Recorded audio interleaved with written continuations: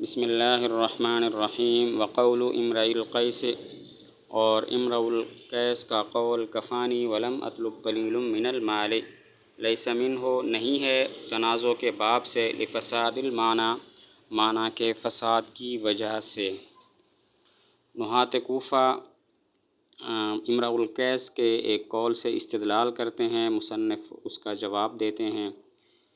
نحات کوفہ کہتے ہیں امرؤ القیس کا یہ مصرع ہے کفانی ولم اطلب قلیل من المال، یہاں پر کفانی اور لم اطلب دونوں قلیل من المال میں تنازع کر رہے ہیں۔ کفانی چاہتا ہے قلیل من المال اس کا فاعل بنے، جبکہ لم اطلب چاہتا ہے قلیل من المال اس کا مفعول بنے، تو شاعر نے قلیل کو کفانی کا فاعل بنا دیا، معلوم ہوا فعل اول کو عمل دینا اولا ہے۔ نحات کوفہ امرؤ القیس کے ایک مصرع سے استدلال کرتے ہیں، مصنف اس کا جواب دیتے ہیں۔ امرؤ القیس کا یہ مصرع ہے کفانی ولم اطلب قلیل من المال، یہاں پر کفانی اور لم اطلب دونوں قلیل من المال میں تنازع کر رہے ہیں۔ کفانی چاہتا ہے قلیل میرا فاعل بنے، جبکہ لم اطلب چاہتا ہے قلیل میرا مفعول بنے، تو شاعر نے قلیل کو کفانی کا فاعل بنا دیا، تو اس سے معلوم ہوا کہ فعل اول کو عمل دینا اولا ہے۔ مصنف نے اس کا جواب دیا کہ یہ مصرع یہ قول تنازع کے باب سے نہیں ہے، کیونکہ معنی کا فساد لازم آتا ہے۔ یہ مصرع تنازع کے باب سے نہیں ہے، اس لیے کہ معنی کا فساد لازم آتا ہے۔ کیسے لازم آتا ہے؟ اس سے پہلے ایک تمہید ہے کہ لو کا مدخول خواہ وہ شرط ہو، جزا ہو یا ان میں سے کسی ایک پر معطوف ہو، وہ مدخول اگر مثبت ہو تو منفی ہو جاتا ہے، منفی کا معنی دیتا ہے، اور اگر منفی ہو تو مثبت ہو جاتا ہے۔ لو کا مدخول خواہ وہ شرط ہو یا جزا ہو یا ان میں سے کسی ایک پر معطوف ہو، وہ مدخول اگر مثبت ہو تو منفی ہو جاتا ہے، منفی ہو تو مثبت ہو جاتا ہے۔ جیسے لو اکرمتنی اکرمتک، اس کا مطلب یہ ہے کہ تم نے میرا اکرام نہیں کیا تو میں نے بھی تمہارا اکرام نہیں کیا۔ اور لو لم تکرمنی لم اکرمک، اس کا مطلب یہ ہے تم نے میرا اکرام کیا تو میں نے بھی تمہارا اکرام کیا۔ لو اکرمتنی اکرمتک، اگر تم میرا اکرام کرتے میں تمہارا اکرام کرتا، مطلب یہ ہے تم نے میرا اکرام نہیں کیا تو میں نے بھی تمہارا اکرام نہیں کیا۔ لو لم تکرمنی لم اکرمک، یعنی اگر تم میرا اکرام نہ کرتے تو میں تمہارا اکرام نہ کرتا، مطلب یہ ہے کہ چونکہ تم نے میرا اکرام کیا تو میں نے بھی تمہارا اکرام کیا۔ اب یہاں پر لم اطلب کفانی ولم اطلب قلیل من المال، یہ دوسرا مصرع ہے۔ اس کا پہلا مصرع یہ ہے ولو انما اسعى لادنى معیشۃ، تو پورا شعر اس طرح ہوا ولو انما اسعى لادنى معیشۃ کفانی ولم اطلب قلیل من المال، اگر میں سعی کرتا تھوڑی سی معیشت کی تو مجھے تھوڑا مال کفایت کر جاتا۔ تو اس کا مطلب یہ ہے میں نے تھوڑی سی معیشت کے لیے سعی نہیں کی تو قلیل مال نے مجھے کفایت بھی نہیں کیا ہے۔ اب اگر لم اطلب بھی قلیل کی طرف متوجہ ہو جیسا کہ نحات کوفہ کا گمان ہے، تو پھر مطلب اس کا یہ ہو جائے گا کہ میں نے قلیل مال کو طلب کیا، کیونکہ لم اطلب کا عطف کفانی پر ہے اور کفانی جزا ہے لو کی، تو اس کا مطلب پھر یہ ہو جائے گا کہ میں نے قلیل مال کو طلب کیا۔ اب دونوں مصرعوں میں تضاد ہو جائے گا۔ پہلا مصرع ولو انما اسعى لادنى معیشۃ کا مطلب یہ ہوا کہ میں نے تھوڑے سے مال کو قلیل مال کو طلب نہیں کیا، اور دوسرے مصرع کفانی ولم اطلب قلیل من المال کا مطلب پھر ہو جائے گا کہ میں نے قلیل مال کو طلب کیا۔ یہ دونوں مصرعوں میں تضاد ہے، تو معلوم ہوا کہ یہ باب تنازع سے ہے ہی نہیں۔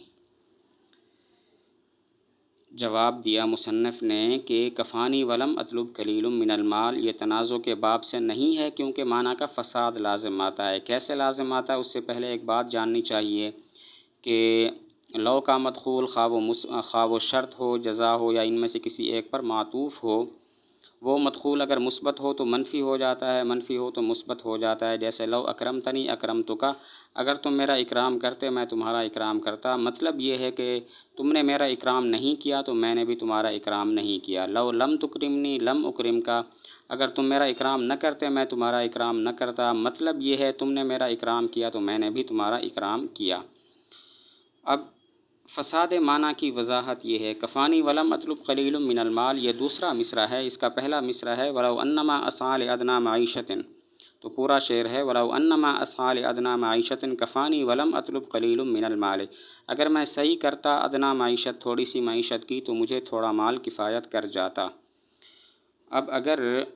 اب یہاں پر وَلَوْ أَنَّمَا أَسْعَىٰ لِأَدْنَىٰ مَعِيشَةٍ کا لو کی وجہ سے مطلب یہ ہے کہ میں نے قلیل مال کی سعی نہیں کی، میں نے قلیل مال کو ادنا معیشت کو طلب نہیں کیا۔ اب اگر لم اطلب قلیل من المال کی طرف متوجہ ہو جیسا کہ نحات کوفہ کا گمان ہے، تو پھر اس کا مطلب یہ ہو جائے گا کہ میں نے قلیل مال کو طلب کیا ہے، کیونکہ لم اطلب کا عطف کفانی پر ہے اور کفانی جزا ہے لو کی، یہ منفی ہے تو مثبت ہو جائے گا، یعنی میں نے قلیل مال کو طلب کیا ہے۔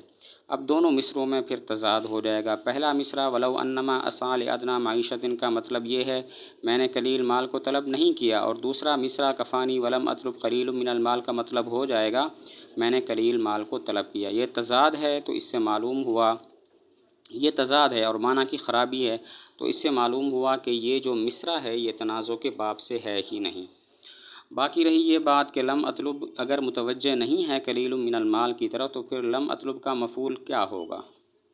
باقی رہی یہ بات کہ جب لم اطلب قلیل من المال کی طرف متوجہ نہیں ہے تو لم اطلب کا مفعول کیا ہوگا، تو اس کا جواب یہ ہے کہ لم اطلب کا مفعول محذوف ہے جو کہ المجد المؤصل ہے، ہمیشہ والی بزرگی، اور اس پر قرینہ دوسرا اگلا شعر ہے وَلَٰكِنَّمَا أَسْعَىٰ لِمَجْدٍ مُؤَصَّلٍ وَقَدْ يُدْرِكُ الْمَجْدَ الْمُؤَصَّلَ أَمْثَالِي، اور لیکن میں کوشش کرتا ہوں ہمیشہ والی بزرگی کی اور کبھی پا لیتے ہیں ہمیشہ والی بزرگی کو میرے جیسے لوگ۔ اس پر قرینہ اگلا شعر ہے اور وہ اگلا شعر اس طرح ہے وَلَٰكِنَّمَا أَسْعَىٰ لِمَجْدٍ مُؤَصَّلٍ وَقَدْ يُدْرِكُ الْمَجْدَ الْمُؤَصَّلَ أَمْثَالِي، لیکن میں کوشش کرتا ہوں ہمیشہ والی بزرگی کی اور کبھی ہمیشہ والی بزرگی کو میرے جیسے پا بھی لیتے ہیں۔